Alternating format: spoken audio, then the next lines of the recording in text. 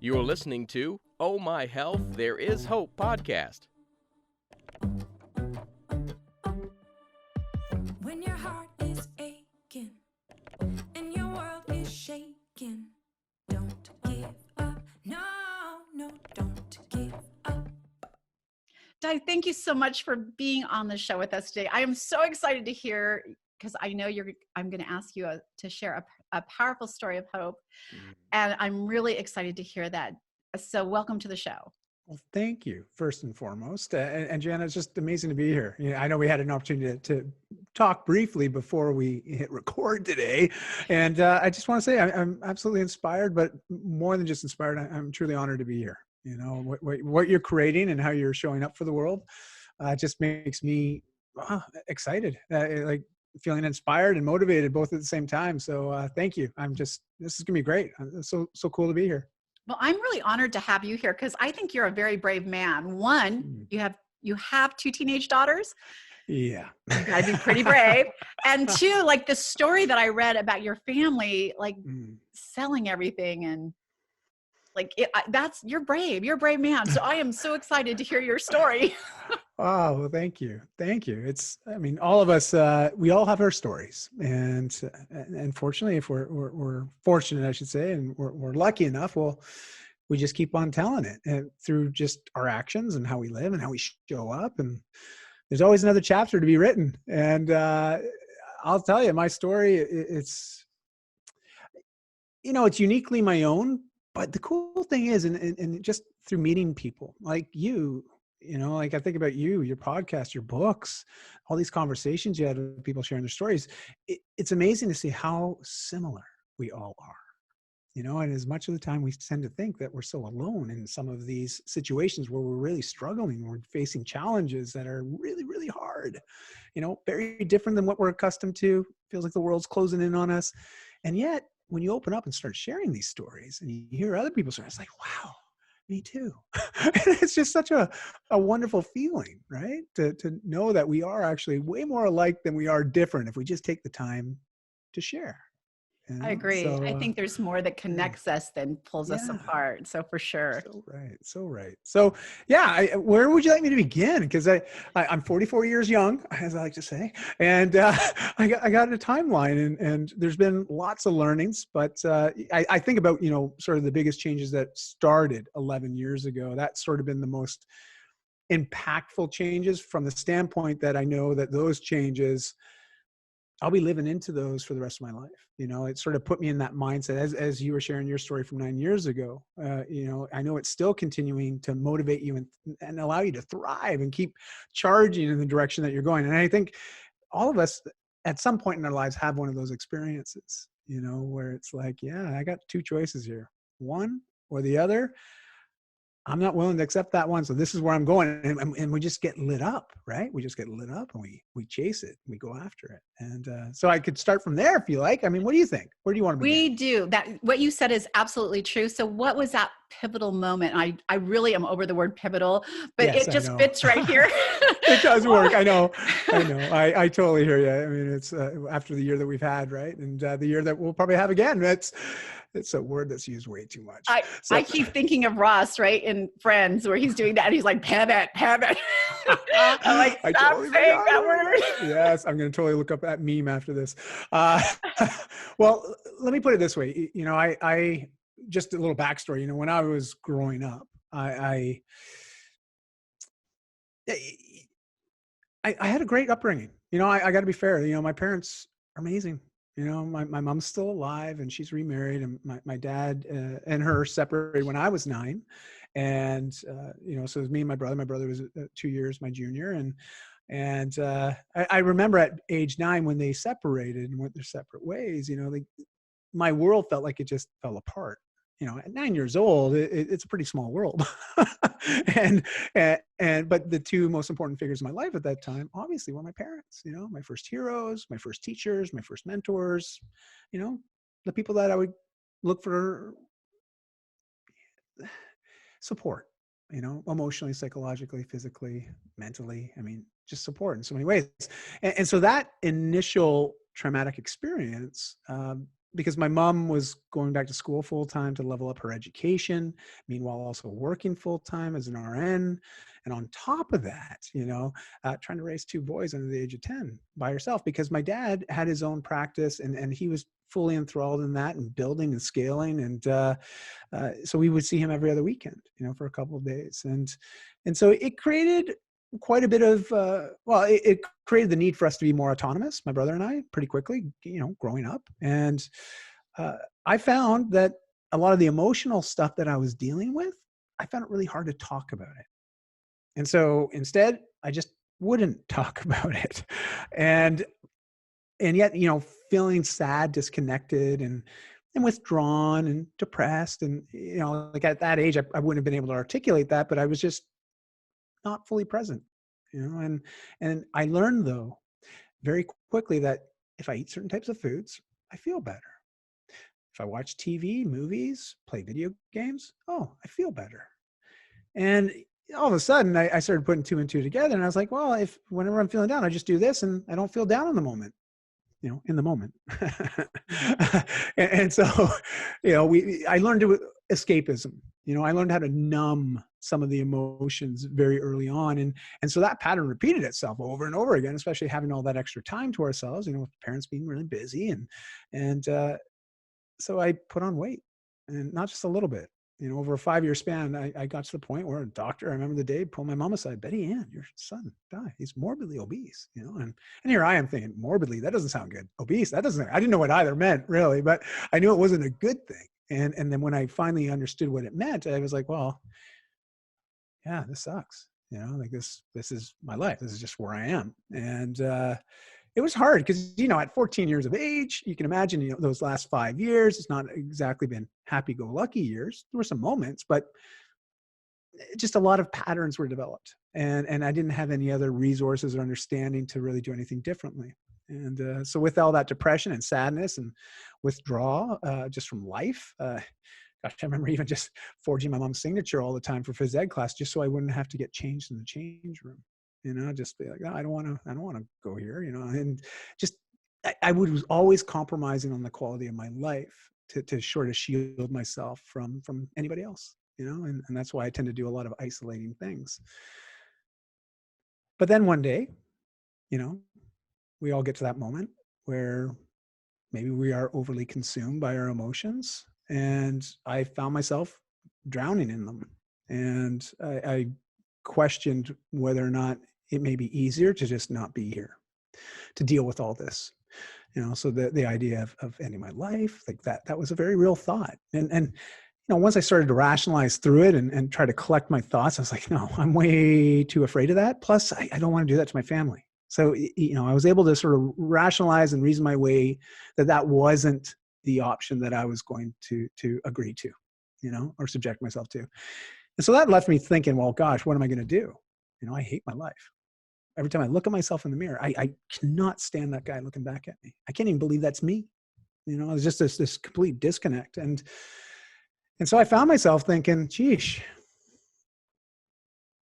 well, if I keep doing what I'm doing, where am I going to be in another 5 years? When I'm 20, what am I going to be like then?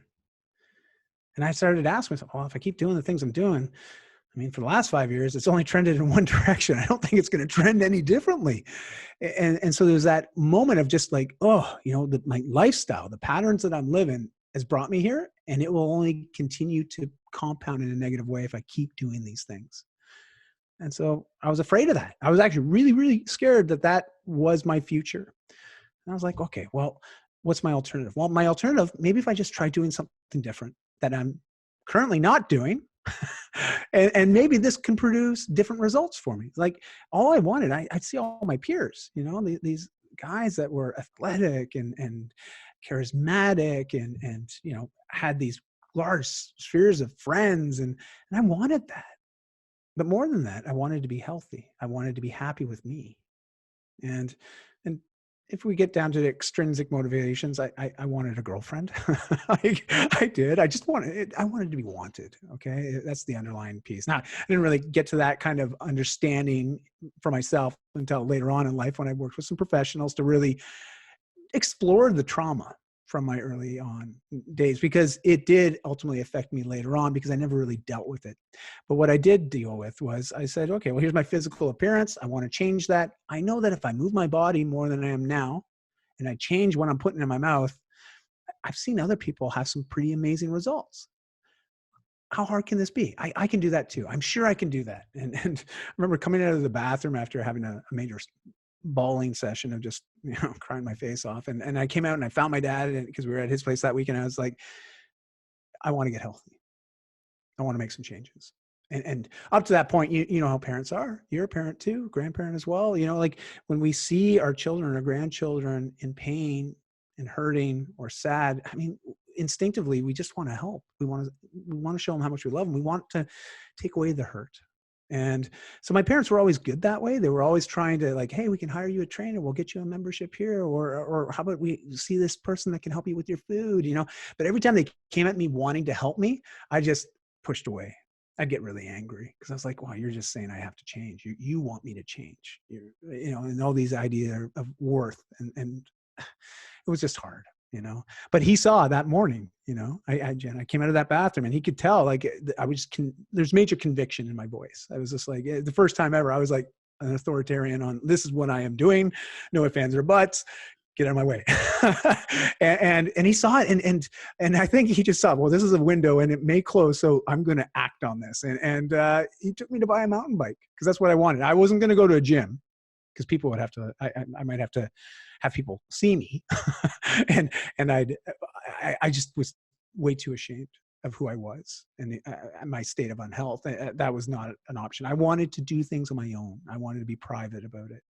And I lived out in a rural part of outside of Toronto in Ontario, on the east side of Canada. And so I got this mountain bike and I just started cycling. I get on the bike. I take my old Sony AM FM tape deck, remember the old yellow bricks?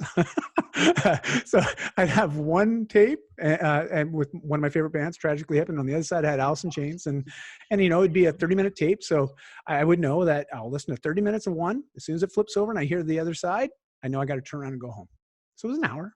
And I just was consistent. And my kids are like, well, did you Google how to do this? I'm like, no, I'm older than Google. You got to recognize, when I was a kid, I went to the library.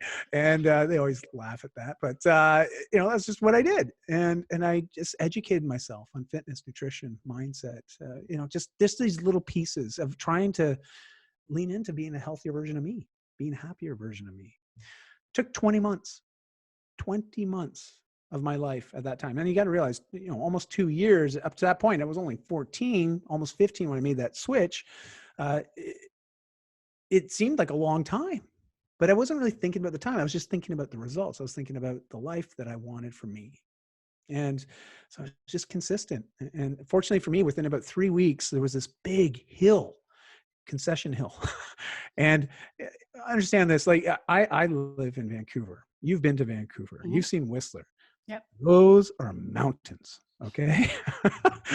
This concession hill, Ontario's pretty flat. We got some hills, but I wouldn't call them mountains. But to me, it was Everest. And, cycling up there, this little fat kid on a bike, coming up to this mountain, I was just like, oh my goodness, this is going to be hard. I don't know if I can do this. It was like, I had flashbacks of Thomas the Train, right? Just keep on chugging. And so here I am. And I got about a third of the way up. And then I had to get off, because I got to a point I couldn't move anymore. I was just like, stand still. Oh, I'm off. And there was something in me that said, well, I'll just turn around and go home. Obviously you can't do this. But then I started thinking, well, no, I'm listening to my music. I don't want to go home yet. I mean, this is my first day out. I got to keep going. So I walked the bike to the top, and then I just finished my ride. I kept coming back day after day. And I remember by the end of it, 3.5 weeks, I came to that hill and I made it to the top without stopping. And it was at that moment, making it to the top, and that feeling of pride in myself was something that I don't recall feeling before that. Whoa, I did this. I changed. I am getting healthier, even though the number on the scale and the waist circumference, all those little things that we are so quick to quantify. I wasn't worried about that anymore. I was just looking at the quality of my life and qualifying the results. And man, I felt great. I was like, change is possible, and I can be in front of it, not just the end product, you know? And so that's really what got me excited. And then 20 months later, you know, this transformation had happened. I had a girlfriend, you know, like I got really good on working on the exterior. I didn't really do any internal work. That will lead us to the next story in a second. But I, I was really quite happy, you know, and confident and just feeling good. And the interesting thing was, you know, my parents, their friends saw this transformation over that time. They started coming around, you know, to say hi to my mom, of course, but they would ultimately pull me aside and want to have a conversation with me because they too wanted to make some health changes. And they started asking me all these questions. And up to this point in my life, I mean, you know, people ask you a question, but I always would feel like, you know, it was being polite, you know, never really feeling connected in the conversation. Like it wasn't a conversation. It was more just an acknowledgement. But here they were, and they were waiting for me to give them support and help and advice and really mentor them and coach them. First time in my life ever doing that. And I loved it. I was like, yes, I'm actually good at something. And I love doing this. I love helping other people with these types of changes. This is great. Wow. You mean there's a career path for this kind of stuff? This is cool. And that's what got me excited about coaching and mentorship and just always wanting to learn to be better. And so that's sort of where that lit me up, you know, is that one experience. Because, you know, had I not made that choice to make that commitment to get healthy, I don't know where I'd be today. I have no idea. And I don't even, to be honest, I don't even like thinking about it because it's like, you know, it's like thinking of a future that's never going to happen anyways. We already know what Buddha talks about, you know, I mean, think about the things that have already happened, think about things that never will happen, but I want to be present right now. Like, what's going on right now? And so, you know, I carried this on. I eventually got to a point where I was like, I can't stay in this area, this town anymore because there's too many people that remember me as the little fat kid. And there was something inside me that was like, I want to start over. I want to start fresh. I want to go somewhere where nobody knows me. So I moved all the way across the country to Vancouver. And, you know, I was 18 years old and I was on my own and I loved it. You know, I was like meeting new people and I still had a little bit of introvertedness. Like I am naturally introverted, but I work as an extrovert. And so I'm pretty good at bouncing back and forth sometimes. Uh, so I found it really hard to meet people. And I also deal or have dealt with social anxiety. And a lot of that obviously stemmed from those earlier days and some of those issues that I was working through and trauma. And so I discovered, though, unlike food, there's something else that I can use to sort of numb my nerves, make me feel more comfortable, allow me to open up. And that was alcohol. And I had started dabbling with that because I was hanging around certain guys when I was 17, you know, made those changes. I was getting invited to parties and I wanted to do what all these cool kids are doing. And so I would start drinking a little bit here and there. But when I got out to Vancouver, I was like, oh, I remember how I was able to talk to people at those parties if I had a few drinks, and it's always easier. And oof, that became the new norm. You know, have a few drinks. Oh, sometimes might lead to a little bit of drug use, might lead to doing some other stuff I'm not very proud of, you know, and yet that's it. And you know, as I started to mature and met my wife, and then we had kids, and you know, I was building one of my companies, and I had all this stuff going on in my 20s, and yet I always had this little way of escaping all the stress, the anxiety, the overwhelm, those negative thoughts I would have about myself. You know, like I had all these ideas. I want to be a successful man, a successful dad, a successful husband. And without ever really qualifying what success means to me, you know, I was very quick to quantify it based on possessions, based on titles, based on a lot of ego. And the more I chased it, the more I realized I'm never getting any closer to it. I couldn't figure it out. And so I drank more. And it just became this regular thing, regular habit until 11 years ago. It's almost just over 11 years ago. I just celebrated 11 years. But there was one day and I'll give you sort of the abbreviated version here because I'd like to make this more conversation. I feel like I'm just talking and going off here, but I just sort of, I don't know why. I just feel so natural talking to you. It's so weird. You just have such a warm presence, Jana. And anyways, I digress. So here I have, you know, things have been compounding, but from the outside looking in, everybody that knew me at that point, they all thought, wow, Dad's a great guy. You know, he's a fun guy to be around. And I got this reputation. Even I'd go to conferences and trade shows, and I'd have suppliers and clients coming by and being like, "Hey, Dai, where are you going tonight? Where are you going to be tonight?" Because people, they knew that I could have a good time. They had this nickname, Fun Guy Dai, and I was like, this is crazy. Like, it's weird to think back on it now. Do you know what I mean? Like, it's just like, it just seems like such a lifetime ago. And yet here I was living that life and doing things that weren't conducive of the idea of who I always believed I was meant to be. My certain values, like family, even. That's always been one of my core values. I've always wanted to have a family. I've always said that's the most important thing to me. Yet my actions weren't matching that. And, psychologists will call it cognitive dissonance. They'll call it all sorts of stuff. Bottom line, I was not being integral with myself. And that created a lot of pain and discomfort and sadness, depression. A lot of those feelings I used to have as that morbidly obese teenager were surfacing again. More alcohol. And then one day, after an all-night bender, waking up extremely hungover the next morning. If it was morning, it might have been early afternoon, and coming downstairs, and my wife, a natural tinge of ginge, bright red hair.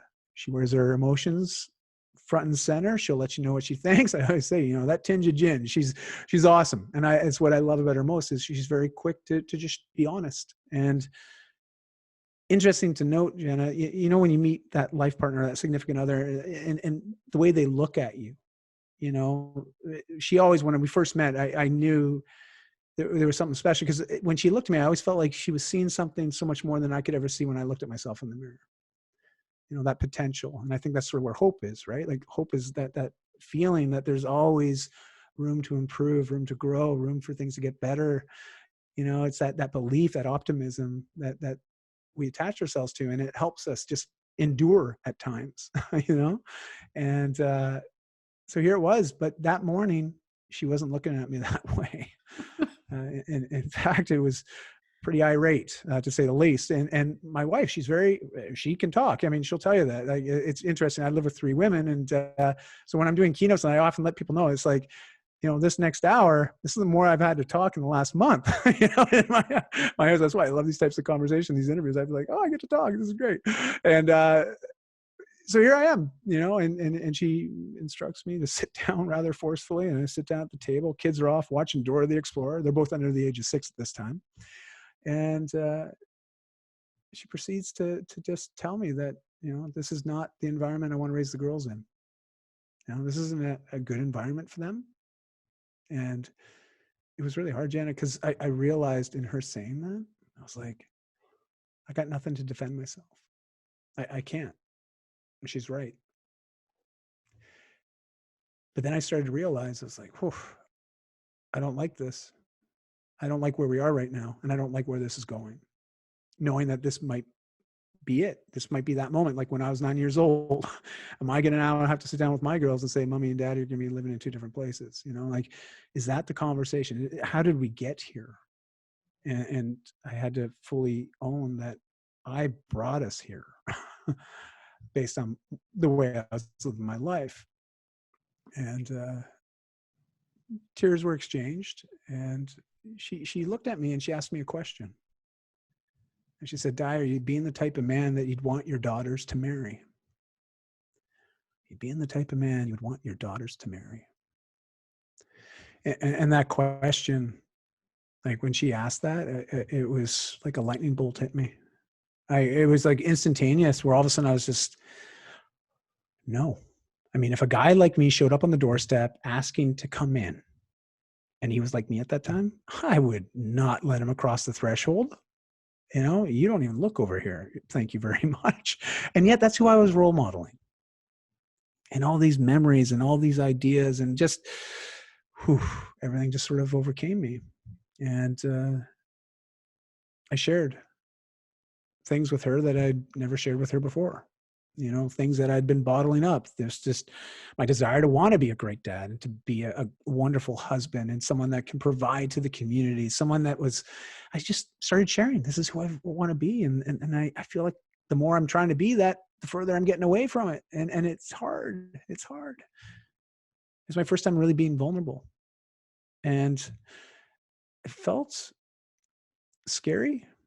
A lot of fear was coming up at the same time, but I did it anyways because it was like sort of that. It felt like almost like a last ditch effort. It's like I got to get this out. I can't have it end this way. And then it was beautiful.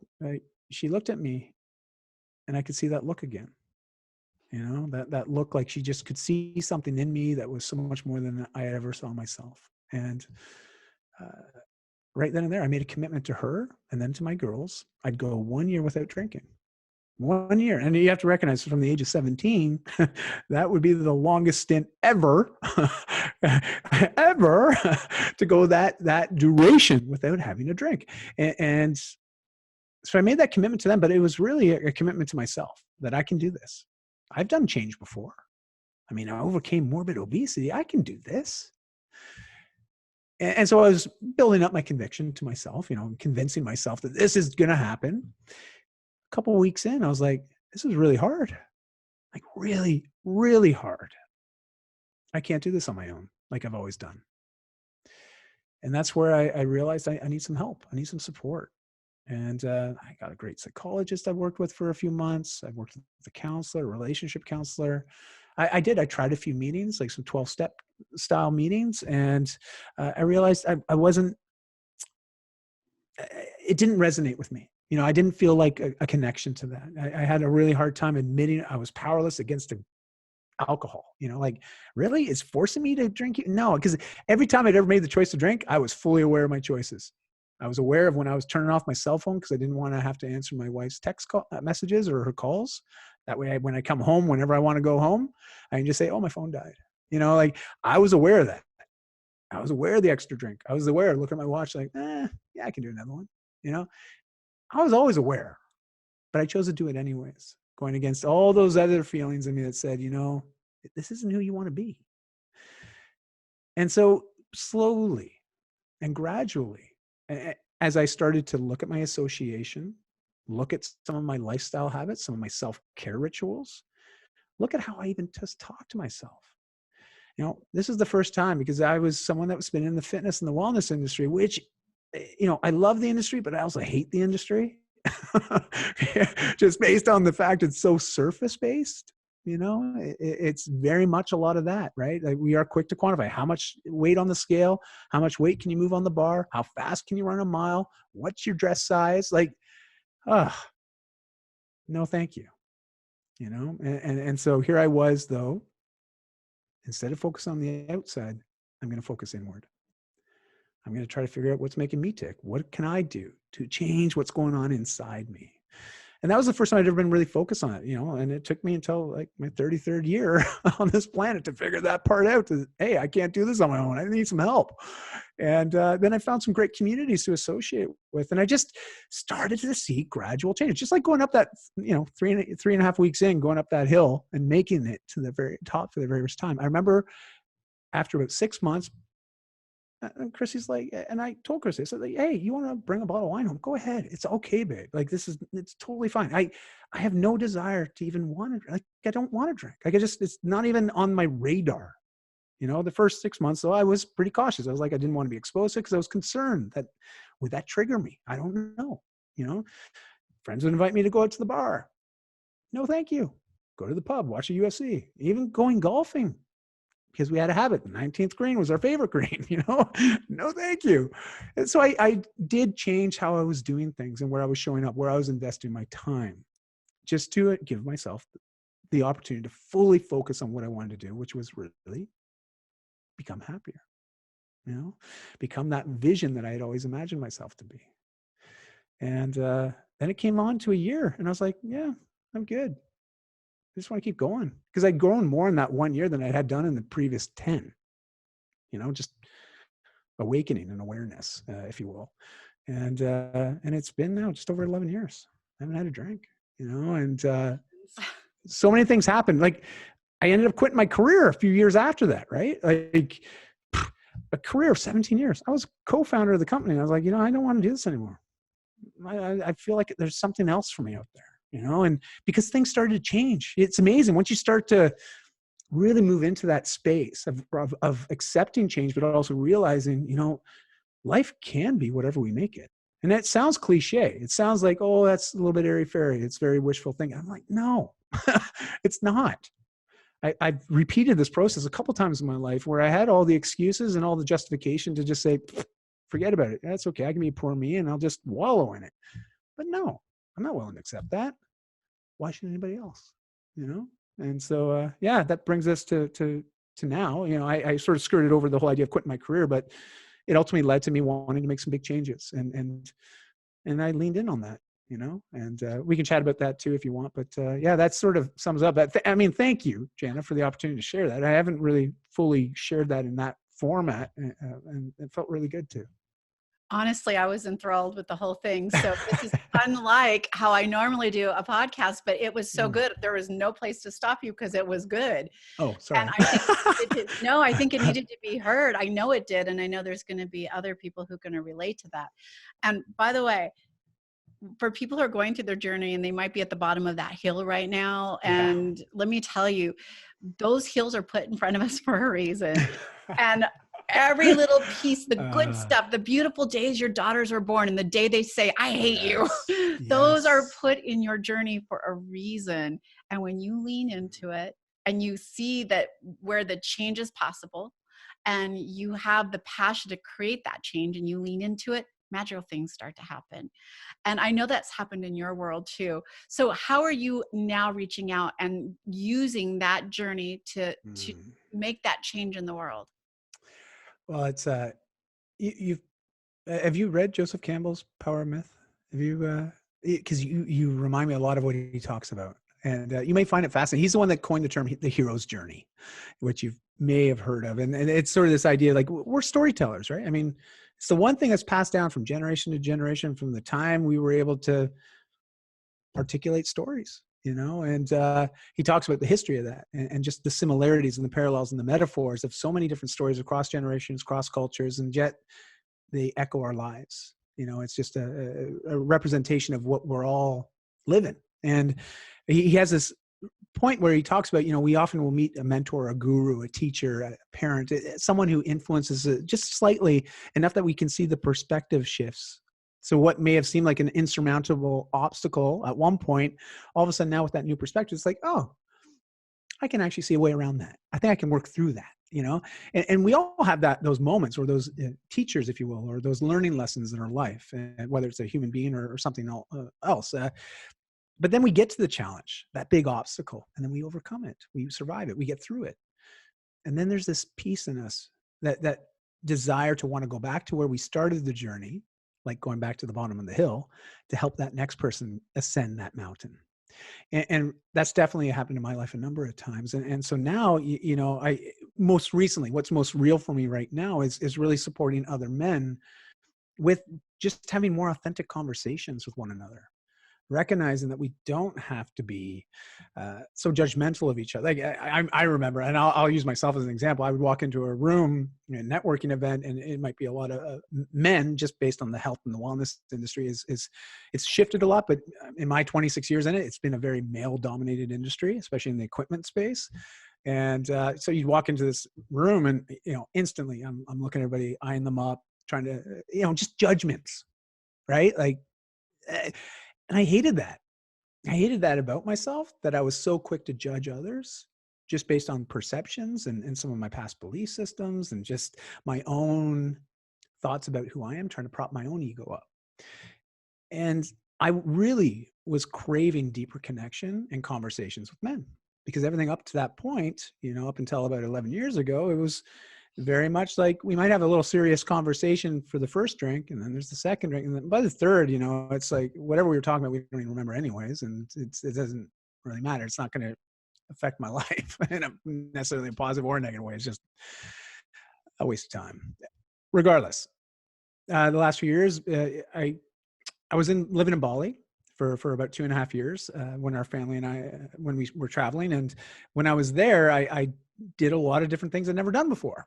It's just sort of the nature of Bali. It's just a wonderful. Have you ever been there, Jana, to Bali? Not. Oh, you haven't been there yet. Okay. So when you do get there, you got to let me know, because I got some people I'd love to introduce you to. But living in Bali is very interesting. You know, a lot of people are familiar with Bali through certain medias, maybe movies, Eat, Play, what is it? Eat, Pray, Love. Eat, Pray, Love is one of the books that's been quite famous, and it references Bali. And it's very true. A lot of what's referenced in the book is actually like Bali. But I was there, and I was meeting men that were on these sort of journeys themselves to get more connected with maybe themselves emotionally, spiritually, physically. Either way, they're more higher awareness of themselves and their ability to see change through. And that inspired me. And I started thinking, well, maybe it's possible for me to start having these deeper relationships with them, the men, not, to actually be able to just talk authentically about what's real for me and not be worried that they might take what I share and use it against me later.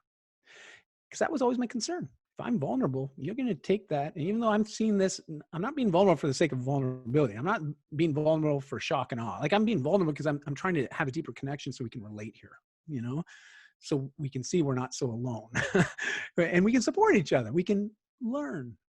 And so I reached out to a good friend of mine that I'd made in Bali, and I said, Nick, I got this idea. Every Monday night, we'll get a bunch of guys together. We'll have dinner and conversation.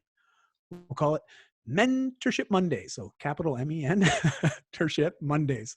And he was like, okay, I'm there. And I was like, oh, well, that was easy. Awesome. We'll invite a few other guys. We'll see what happens. And I said, there won't be any drinking allowed. It's like, but no BS, no coaching, no implying that anybody's broken or needs to be fixed. We'll simply just create a space that's safe, and we'll put Vegas rules in play. What happens at Mentorship Mondays stays at Mentorship Mondays, and let's just see what happens. And so the first month or two, we're just figuring it out. But the group kept growing just organically, guys inviting other guys. Like, wow, we went to this Monday thing. I showed up. We hung out, we had conversations. I left feeling way better than I did when I got there. I'm going back. And this is now 2.5, we're almost at 3 years of doing this. And we've seen over 500 men come through our various groups. And there's no hidden agenda, no cost. It's just a real place that's safe for guys to connect and practice the skill of vulnerability. I really do believe vulnerability is a skill. It's just, I know in my life, it wasn't a role model to me very much. And when it was always seen as a negative, something that could be used against you. And so creating something that helps shift, or at least create a paradigm shift of our attachment or belief systems around vulnerability. And I love what Brene Brown does, especially in the leadership space, like incredibly inspiring. And I want more of that, but I want more accessibility for men to really tap into that. And so that's been what's real for me. That's sort of how I'm showing up these days. I have my first TEDx talk actually in April, so a few months from now, and I'll be touching on this story as well as what I've observed and experienced and what others have experienced over these last few years of creating this community. And so, yeah, that's it. One of the things I want to point out while you're talking about being vulnerable, the two pivotal moments that you shared with us was you going to your dad and being vulnerable and his response in helping you, and you going to your wife at a really bottom pit and being vulnerable, sharing things you said you've never shared with her before and opening up, and look at the change it created. So you creating a space for men to come in and learn how to do that and feel safe and okay with being their authentic self is really going to create a lot of change. Like what it created in you. Thank you. That's the hopes. And well, fortunately for us, we've had about 500 guys come through our various groups now, and a lot of them just keep coming back, and a lot of them just want to start their own. Want to create their own spaces in their own homes. That was the cool thing about Bali. Most of us were all visitors, expats, some of us, but a lot of us we'd go back to our other countries, and yet we had that connection, and we wanted to keep that. We wanted to foster that now. We have that. So it's sort of, again, like that hero's journey, right? All of a sudden they were exposed to this new way, this new opportunity, this possibility that, yeah, the way I interact with other men can be completely different than what I'm used to. And I like it, and I want that. And so seeing them go back to their countries and start up their own groups, I'm like, yes, this is working. It's so good. And I love it because it's helped me a lot too. It's helped me be a better communicator with my family. It's helped me be a man, to be quite honest, and I want to take up the genders. It's allowed me to be a better human. All right. Bottom line. And all genders aside, because I don't think vulnerability is a man or a woman thing. It is a human thing, So definitely creating a space that is geared more towards men. It's been great. I love it. So you heard it here first, Mentoring Mondays. Mentorship Mondays. Mentorship Mondays. Mentorship Mondays. It's gone global. Yes, we have. The world. So yes. Well, thank you so much for being on the show. Your story was so fascinating. I loved every minute of it. But where can people find you if they want to connect with you and learn more about this? Oh, thanks, Jana. Well, my website's a great resource of just information in general. It's daimanuel.com. So just my name, DAIMANUEL.com. And I've got about 1,500 articles on there. I've been blogging and creating content for the better part of 14 years. And it's just, I love it. It's my way of serving people anywhere. And it's all geared towards helping people level up their life. So there's that. And then, I'm really active on Instagram and Facebook. So I always say, just reach out to me. It's just my name. So one thing about having a unique name, pretty easy to find. If you know how to spell it, you're going to find me because I haven't seen anybody else with the name yet. So I'm easy enough. And I always tell people, just shoot me a DM. Say, oh, I heard you on Jana's podcast. Oh, this is my idea of hope. This is my story. Man, we all have stories to share, and I just love having conversations with people. So I really appreciate this opportunity, Jana. This is wonderful, and I'm looking forward to really digging into your books, but also your past podcast episodes. It's just been such a pleasure. Thank you. I'm really excited that we had you on, and I can't wait to share this episode. So thank you so much for being on today. Thank you, Jana. Thanks for listening to the Oh My Health, There Is Hope podcast.